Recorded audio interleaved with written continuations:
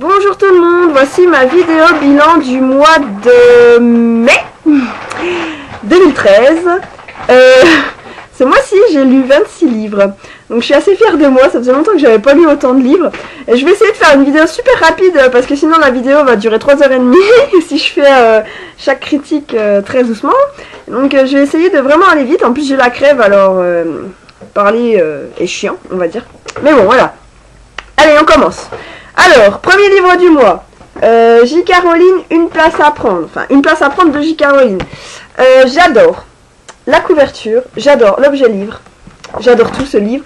J'ai adoré l'histoire, enfin bref, voilà quoi, ce fut...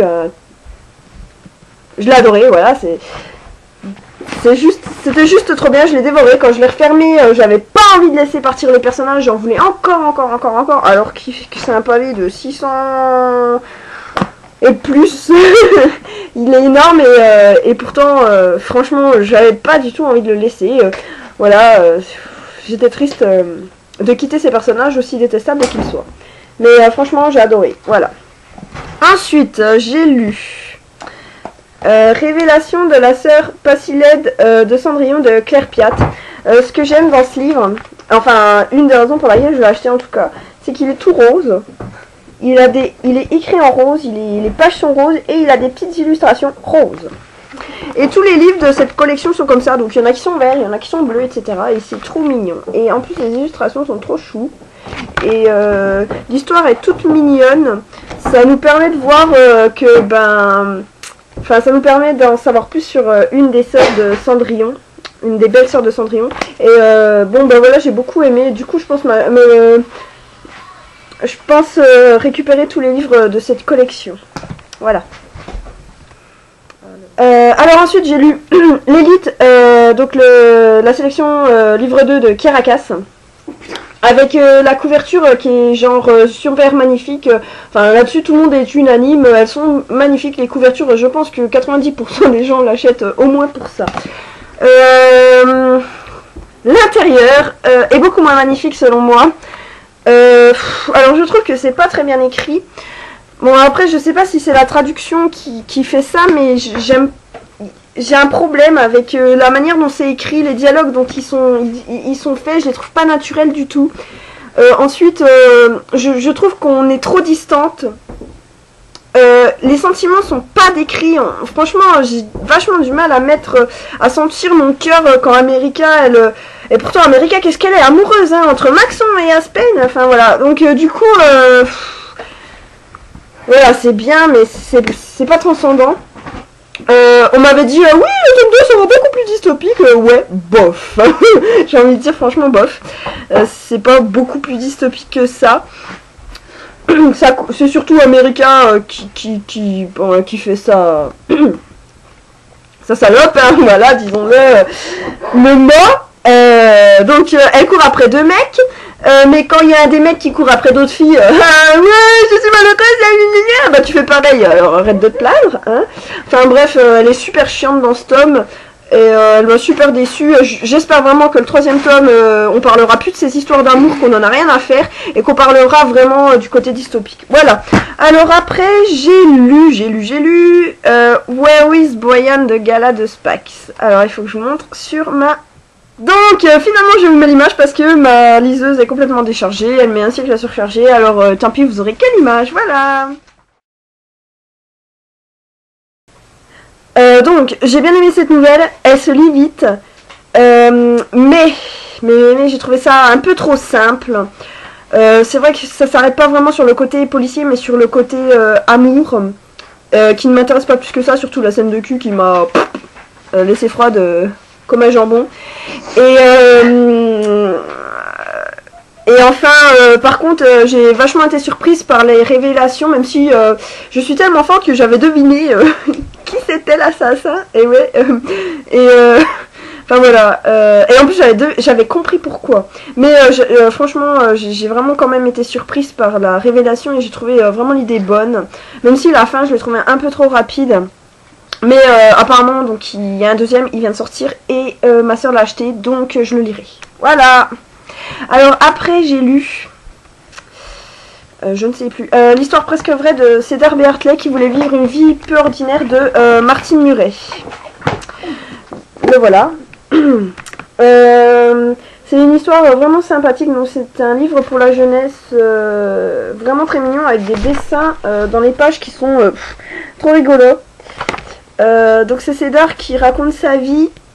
Son frère est parti, elle vit seule avec sa mère, il me semble.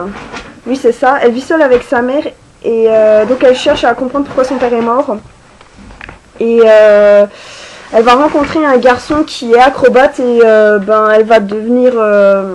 Enfin, ça va un peu la changer, on va dire.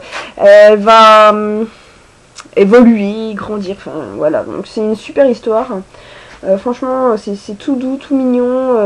C'est super touchant. Il y a une vraie réflexion sur le handicap parce qu'elle va rencontrer un gamin qui s'appelle Oscar et qui est handicapé. Enfin, franchement, c'est vraiment trop chou, quoi. Moi, j'ai beaucoup aimé. Ça se lit comme du beurre. Voilà, donc c'est vraiment un super livre. Ensuite, j'ai lu Sentiment 26 de Gemma Mallet en lecture commune avec Club de lecture. Donc c'est une dystopie que j'ai bien aimée. J'ai trouvé que...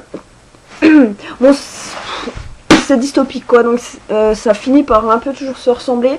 Mais j'ai bien aimé le côté secte. Ça faisait très secte quand on lisait ce livre. Rien que les termes utilisés, donc il y a je me souviens plus, il y a le guide suprême, il y a le frère, donc les gens qui vivent à l'extérieur de la cité sont appelés les maudits. Enfin ça ressemble beaucoup à un endoctrinement et enfin même la couverture elle fait vraiment penser un peu à un truc de secte.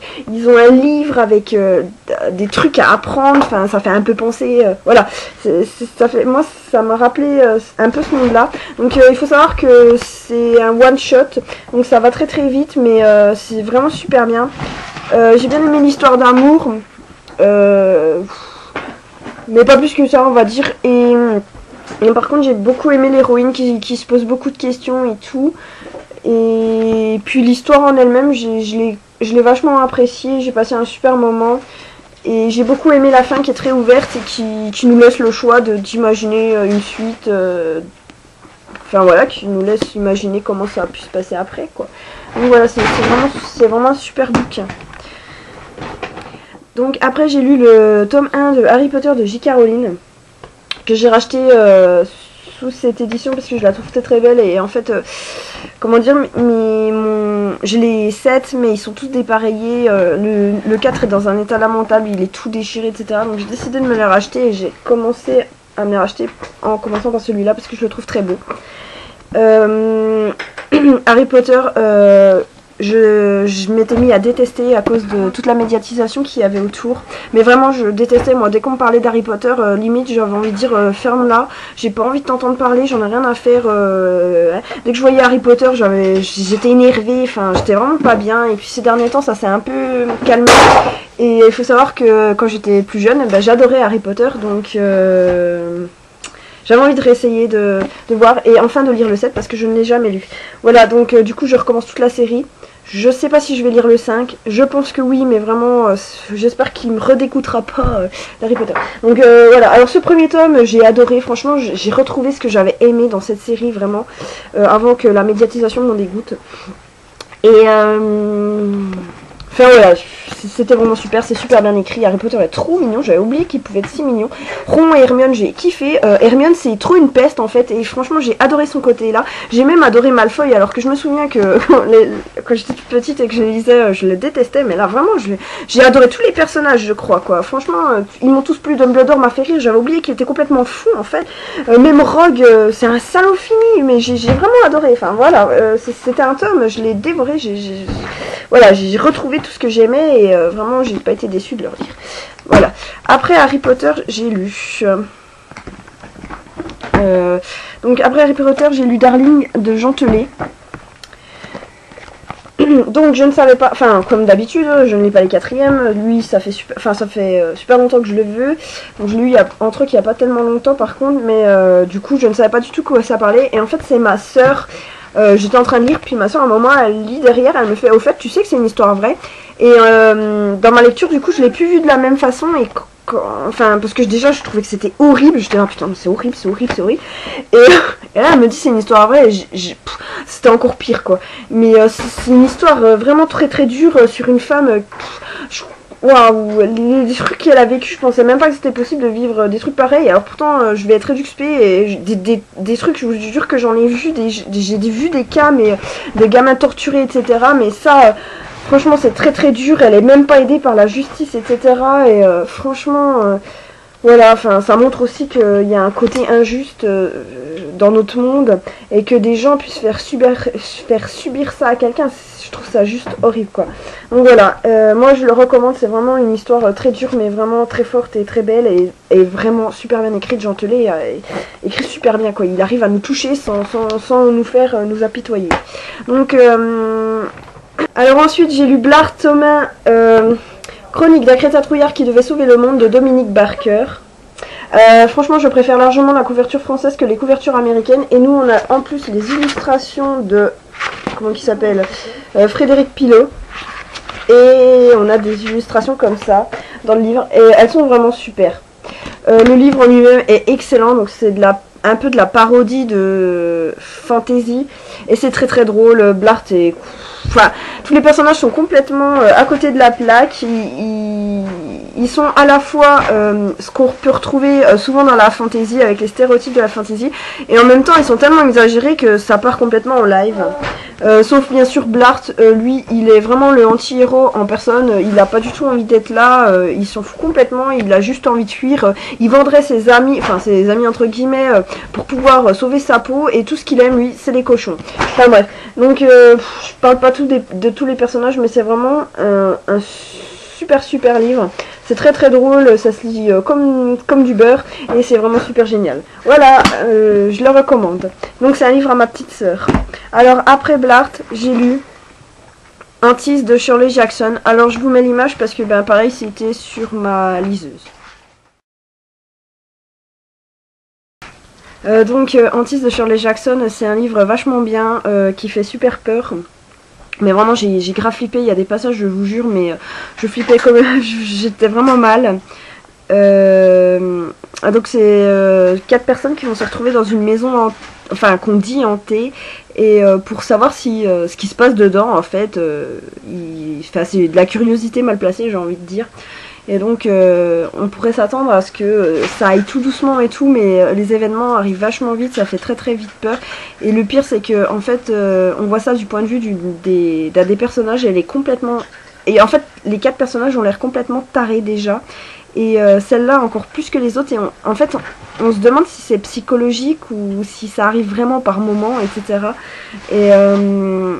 Enfin, c'est vraiment bizarre. Et en fait, le fait qu'on n'obtienne aucune réponse, enfin, à la fin, voilà, je raconte pas la fin, mais on reste un peu sur notre... Moi, j'étais là, mais hein? Waouh! Et du coup, enfin, je trouve ça encore plus flippant parce que si on nous disait, bon bah voilà, en fait, c'est parce qu'il s'est passé ça dans cette maison, blablabla, nanana, je sais pas quoi, bah en fait, on a une histoire, on sait, et là, on sait pas. Et du coup, c'est ça, je trouve que c'est ce doute vraiment qui fait peur de pas savoir. Enfin voilà, je vous en dis pas plus, vous verrez, lisez-le.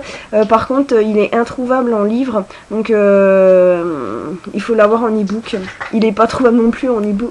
Je sais pas si on peut l'acheter en e-book. Enfin, moi, je l'ai trouvé en téléchargement, mais voilà.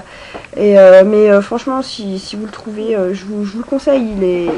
Il fait bien flipper comme il faut. Il est vachement bien. Après j'ai lu Un joli duo de menteurs de Lou Lavalio. Donc voilà, c'est la collection Nous deux. Après Antise, j'avais vraiment besoin d'un truc super léger, un truc con, tu vois, qui me fera pas peur et tout. Donc j'ai choisi un espèce de moi ce que j'appelle les harlequins.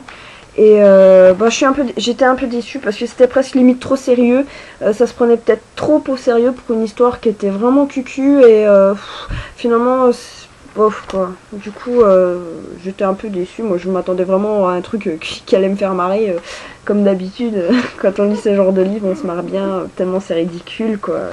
Mais là, non. Voilà. Après, je vais pas rester 30 ans sur ce livre parce que voilà, il y a pas grand chose à en dire. Après, j'ai lu Ce que j'ai vu et pourquoi j'ai menti de Judy Blundell à Blundell. Alors, comme je le troque, je l'ai pas avec moi. Donc, je vous mets l'image. Je crois que ce livre, c'est vraiment la grosse déception du mois. Je m'attendais vraiment à un truc un peu thriller policier, etc. Et en fait, rien de tout ça, c'est ennuyant, il se passe rien. J'attendais que l'action commence. Quand elle commence, j'avais déjà tout compris avant qu'elle se termine. Il y a vraiment que la fin, qu'il y a un petit sursaut et on se dit « Ah tiens, ça devient intéressant » et c'est fini. Bon, super. Bon, il y a des critiques qui sont pas mal sur l'antisémitisme, les juifs, sur les noirs, le racisme en gros, voilà, même après la guerre et tout, donc aux États-Unis, mais voilà, sans plus, ça s'attarde pas non plus, donc ça parle surtout de l'histoire d'amour de Mademoiselle et de la fille, je sais même plus comment elle s'appelle. Et et puis de son passage à la vie adulte, mais la manière dont elle y passe, c'est tellement relou que c'est pas intéressant. Enfin, puis alors sa mère, c'était mon personnage préféré, puis elle fait un truc, ça m'a tellement déplu et déçu que ben voilà. Son père, il est super violent. Enfin, et puis vraiment, j'y ai trouvé aucun intérêt. Je me suis ennuyée comme pas possible. Voilà, donc vraiment. Voilà, une grosse déception, pourtant ça faisait super longtemps que je voulais le lire, etc. Et ben voilà, c'est fait, et c'était pas génial. Alors après, j'ai lu le livre des morts de Glenn Cooper. Voilà, le livre des morts de Glenn Cooper, et donc c'était pareil, en lecture commune avec Club de lecture. Donc il faut savoir que ma petite soeur l'a lu avant moi, elle m'a dit oh, j'ai pas été surprise, j'ai tout deviné très vite, machin truc. Je me suis dit oh non punaise ça va être nul, en plus c'est du fantastique, j'en ai un peu marre, enfin si j'aime bien le fantastique mais dans les thrillers j'ai beaucoup de mal. Et du coup je me suis dit putain il va, pardon, je dis beaucoup de gros mots ce soir mais je suis fatiguée et tout donc j'ai du mal à me retenir. Bon bref, donc je me suis dit il va y avoir encore des vampires, alors et puis finalement je l'ai lu. Et j'ai juste adoré, moi j'ai été surprise, j'ai beaucoup adoré le mystère qui se dégage de ce livre. Alors c'est vrai qu'on comprend peut-être facilement, mais il y a un certain mystère, un côté mystérieux que j'ai beaucoup aimé. J'ai bien aimé aussi l'histoire quand on revient dans le passé, qui raconte sur Octavius, je crois. Voilà, donc c'est Joséphus, un prêtre qui adopte un gosse suite à des trucs. Voilà, et ce gosse-là est super bizarre. Il m'a fait un peu penser à un autiste au début, puis en fait, non, pas du tout, c'est pire que ça. Et voilà, bon, après, l'histoire se passe en 2012, je crois. Je sais plus. Enfin, par là. Et puis, donc, c'est toute une enquête, mais en même temps, avec une part de fantastique. Voilà, je vous en dis pas trop pour pas que ça vous spoil. Et la fin, mais j'étais... Waouh! Putain, je m'attendais pas du tout à ça à la fin et j'ai vraiment adoré. Et, du coup, je veux absolument la suite. Enfin bref, moi je l'ai adoré. Il se lit très très vite, même s'il est gros. Et même s'il fait quand même 506 pages. Franchement, j'ai pas vu les pages passer. Voilà, donc un super thriller. Ensuite, j'ai lu le dernier hiver de Jean-Luc Marcastel. Voilà, donc... c'était cadeau de Noël de ma petite sœur, et je la remercie parce que franchement j'ai adoré. Donc au début, comme d'habitude j'avais pas lu le quatrième, et au début quand j'ai lu que c'était des pains, les méchants, j'étais mort de rire. Des pains qui bouffent les hommes. J'ai pas rigolé longtemps. C'est limite flippant, il y a des bestioles dans cette forêt donc qu'on appelle la Malsève. Donc les pins qui bouffent les hommes, ça s'appelle la Malsève. Voilà, c'est une forêt qui bouffe tout sur son passage. Et en fait, il y a 4 personnes qui vont aller dans cette forêt pour aller chercher la chérie de Johan. Je crois qu'il s'appelle Johan. Je me souviens même plus du nom des personnages. Ah, flûte. Donc ils vont chercher Léa. Et donc Johan, alias Corbeau, je crois qu'il s'appelle Johan. S'il s'appelle pas Johan, tant pis. Donc il va chercher Léa, et donc il y a son frère Théo qui va le rejoindre, il y a Fanny, et il y a... oh mercredi, comment il s'appelle lui? Ah, j'ai oublié les noms des personnages, il s'appelle... Alors, il y a Johan, donc c'est bien Johan, Khalid, Fanny et Théo. Donc voilà. Mon personnage préféré c'était Khalid parce qu'il parlait toujours des babouches de son grand-père, qui était très très drôle. Ça donnait aussi des moments un peu plus drôles et plus légers, parce que vraiment c'est un livre très très difficile. Khalid, bon il y a aussi des moments où quand il les disait, ces histoires de babouches, ça me foutait les larmes aux yeux plus qu'autre chose, parce que c'était tellement émouvant par rapport à ce qui se passait et tout. Il y a une histoire d'amour qui est superbe et c'est surtout qu'en fait on se rend compte à quel point en fait les vrais méchants dans cette histoire, enfin les vraies horreurs dans cette histoire, c'est pas forcément là où on s'y attendrait. Donc ça fait vraiment réfléchir sur l'espèce humaine. Et enfin, je l'ai dévoré, je l'ai adoré, franchement je le recommande. C'est une dystopie mais elle est vraiment différente des autres, elle se détache vraiment. Moi j'ai trouvé que c'était plus un monde apocalyptique et tout. Et c'était super beau. Donc voilà. Enfin. Alors après. Pardon mais. Après j'ai lu Struck de Chris Colfer. Et c'était génial. J'ai passé un super moment, j'ai adoré ce livre. J'ai tout adoré dans ce livre. L'écriture, les personnages, l'écriture. Carson, je suis folle amoureuse de Carson, c'est l'homme de ma vie. Et mais c'est vrai, c'est l'homme de ma vie. Si j'avais pu rencontrer un mec comme lui, je l'aurais épousé sur le champ. C'est un salaud fini, il est détestable et tout. Et sa façon de parler et de rejeter les gens, c'est extraordinaire. Mais en même temps, il est trop mignon. En fait, c'est aussi sa manière de se protéger, de se faire une bulle autour de lui. Et dans les moments tristes, il arrive à nous faire rire. Mon personnage préféré après Carson, eh ben, c'est sa grand-mère. Sa grand-mère. Avec Carson, mon personnage préféré, c'est sa grand-mère. J'ai adoré sa grand-mère. Elle était trop bien. Et elle lui faisait prendre conscience, même sans s'en rendre compte, de certains trucs. J'ai détesté ses parents, que ce soit son père, sa mère. Franchement, j'avais juste envie de leur brûler les cheveux pour les calmer. Et même les autres personnages, je les ai beaucoup aimés malgré leurs défauts, j'ai envie de dire. J'ai adoré Malérie, Scott, Nicolas, même, comment ça s'appelle, Rémi, Clara, enfin, ou Claire, je sais plus. J'ai eu trop du mal à retenir les prénoms des personnages, mais en fait c'est des personnages super stéréotypés et il va briser le stéréotype à un moment, enfin, on va se rendre compte que ces personnages, en fait, ils ont quelque chose de plus que ça, et c'est ça que j'ai beaucoup aimé. En plus, ça se lit super vite, on a même droit, à la fin, au magazine littéraire et tout, comme si vraiment il était là et tout.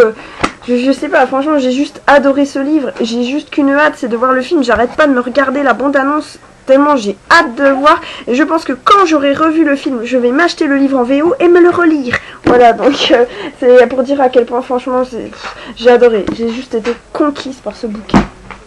Après j'ai lu Serum saison 1 épisode 5 de Henri Lovenbruck et Fabrice Mazza, donc une suite, très bien. On en sait plus sur Lola et son frère, et beaucoup moins sur Draken et sur les autres. Ce qui est bien aussi, hein, ça change un peu. On en apprend un peu plus sur... ah, pardon. Parce qu'en fait, je suis en train de faire la vidéo devant ma petite soeur qui les lit et qui veut pas en savoir. Donc, il faut pas trop que j'en dise non plus parce que ceux qui regardent la vidéo, qui n'ont pas lu les autres, bah, vous mettez... vous passez. Voilà. Donc, c'est super bien. On en sait plus sur Lola et Chris. On voit un peu moins Draken, mais on le voit quand même. Et il m'a super déplu dans ce tome d'ailleurs.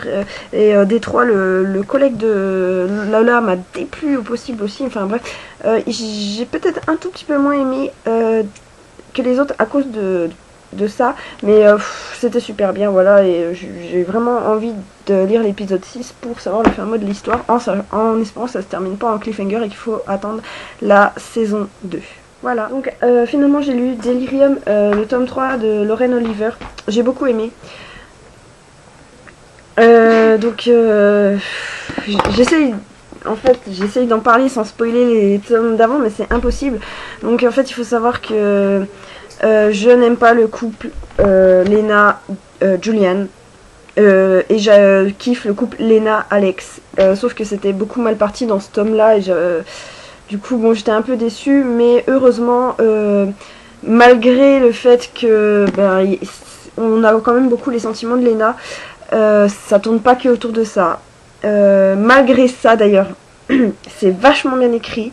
Je ressentais vraiment les émotions de Lena, c'était vachement beau. C'est ce que d'ailleurs je trouve que Lauren Oliver arrive vraiment à nous faire ressentir les émotions des personnages, c'est super. Ce que j'ai adoré dans ce tome, c'est qu'on a une partie Lena et une partie Anna. Et j'étais vraiment super contente de retrouver Anna, parce que dans le tome 1 c'était un de mes personnages préférés, j'aimais beaucoup cette fille. Donc Anna a subi l'opération. Donc c'est écrit vachement froidement parce que c'est son point de vue et on sent qu'elle a subi l'opération, mais c'est vachement bien foutu. J'ai détesté le Fred, donc le futur mari de Anna. qui est vraiment une enflure finie et qui montre à quel point, même si on est délivré du déliria, et ben en fait c'est vachement hypocrite parce que ça reste qu'il y a vraiment des salauds dans ce monde et voilà.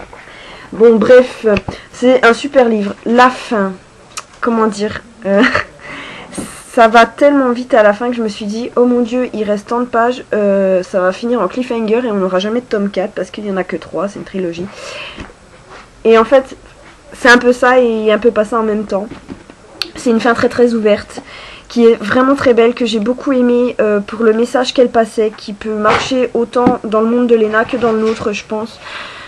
Mais en même temps, eh ben, j'aurais voulu en savoir plus. J'avais pas du tout envie que ça se termine.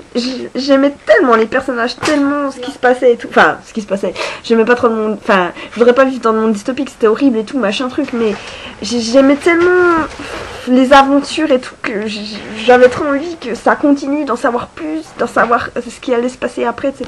Et du coup, j'avais pas envie que ça se termine, mais ça se termine. Et enfin, vraiment, c'est une très très bonne trilogie que j'ai beaucoup aimé, Delirium. Après j'ai lu après Delirium, j'ai lu 0.4 de Mike Lancaster. Ce livre, ça fait je sais pas combien de temps que je le veux. Franchement, il est rien que l'idée est super originale. Et donc il a fini, il était introuvable, il a fini quand même par atterrir dans ma palle et encore alors qu'il était dans ma palle, il a enfin réussi à finir dans mes mains. Donc ça y est, je l'ai lu et je l'ai adoré. Franchement, mais il est surprenant au possible ce bouquin, je m'attendais pas du tout, mais alors pas du tout à ça. Déjà la manière dont c'est fait, c'est des cassettes vidéo qui ont été retranscrites. Et c'est super bien. Il y a des notes comme ça, donc on voit des notes qui expliquent ce que c'est, par exemple la télé-réalité, les Teletubbies, etc. Pour les Teletubbies, j'avoue que ça m'a fait mourir de rire. C'était excellent. Et je m'attendais, mais pas du tout, à cette révélation donc sur les 0.4, qu'est-ce que c'est? Je m'attendais pas du tout à ça et je suis restée sur le cul et la fin m'a tiré une larme à l'œil et... C'est vraiment un livre génial, extraordinaire, avec des vraies révélations, une histoire bon, qui est pas très longue, qui va assez vite, mais en même temps, bon, c'est enregistré sur des cassettes, donc techniquement, ça pouvait pas durer des heures non plus. Et voilà, quoi, j'ai adoré. Je le conseille, je le recommande, lisez-le, juste pour être, pour avoir la surprise, tout. Je peux rien en dire, mais voilà, c'était vraiment un super bon bouquin. J'ai lu beaucoup de bons livres ce mois-ci. Alors après celui-là, j'ai lu Point de côté de Anne Persson. Alors le voilà. C'est ma petite soeur qui me l'a offert. Donc quand elle est allée au Modou Salon du Livre de Besançon, elle a vu Anne Persson qui a dédicacé le livre spécialement pour moi. J'étais trop contente. J'aurais vraiment voulu la rencontrer et tout parce que j'adore cet auteur, mais bon tant pis. Donc ma soeur savait pas quel livre choisir et Anne Persson lui a dit de choisir celui-ci, c'était son premier et c'était toujours son préféré. Son personnage préféré, Pierre aussi, et vraiment aucun regret parce que je l'ai vraiment totalement adoré.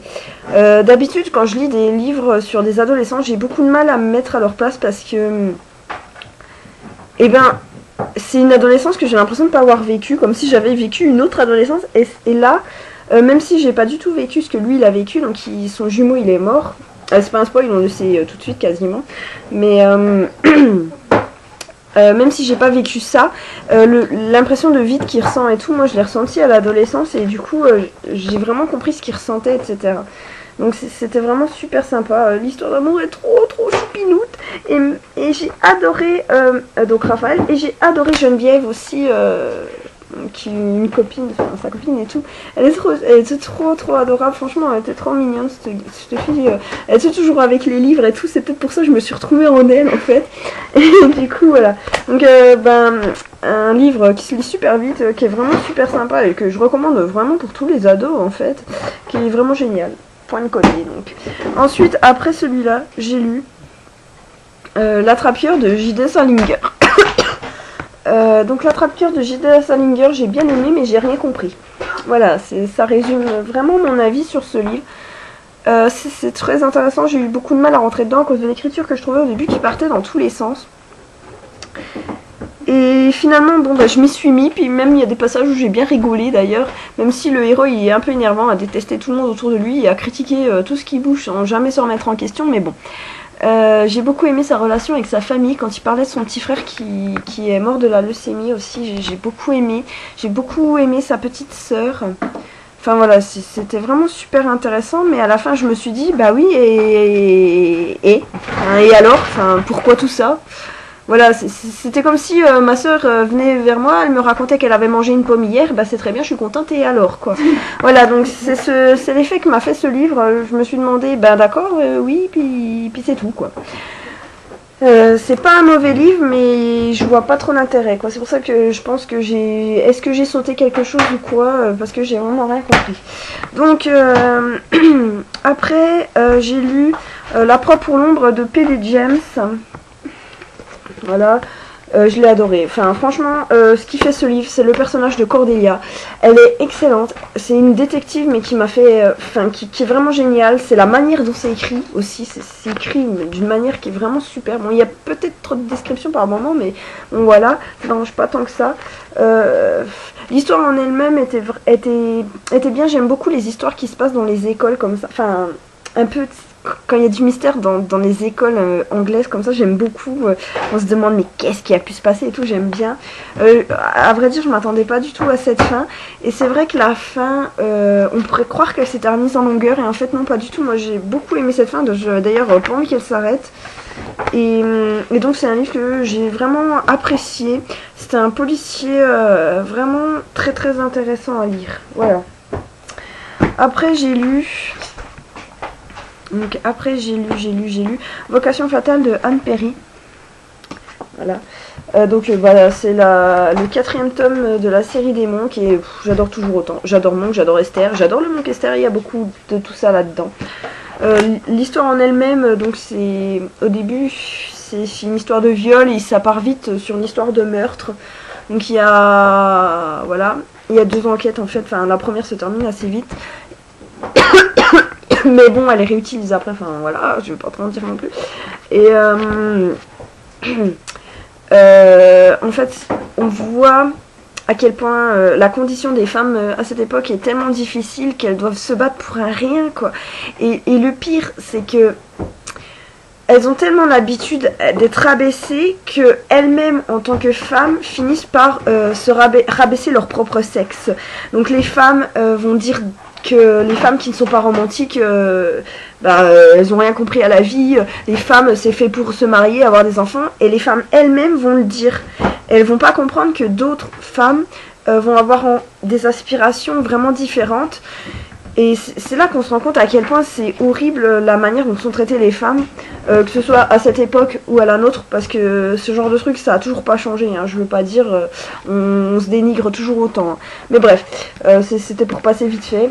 Et j'aime beaucoup de la manière dont elle critique la société de cette époque et de la manière dont ressort vraiment la femme, quoi.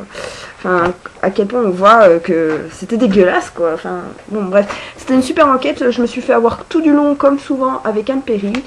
Et j'ai beaucoup aimé le procès, comme toujours. Enfin, bref, j'adore cet auteur.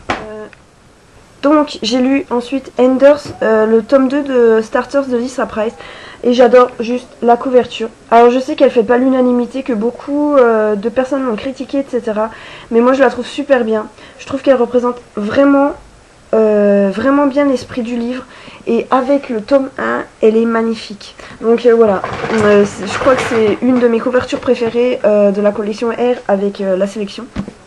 Et voilà, donc ce tome 2 est bourré d'action. Des fois même ça va un tout petit peu trop vite, j'aurais voulu qu'elle s'arrête et qu'elle traite un peu plus la psychologie du personnage, mais bon, peu importe.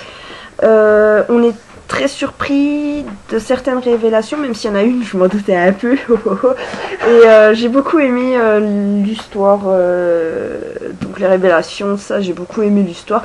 Je trouve que c'est beaucoup plus du côté thriller, thriller un peu policier, que du côté vraiment dystopique. Bon, bien sûr, il y a une critique, etc.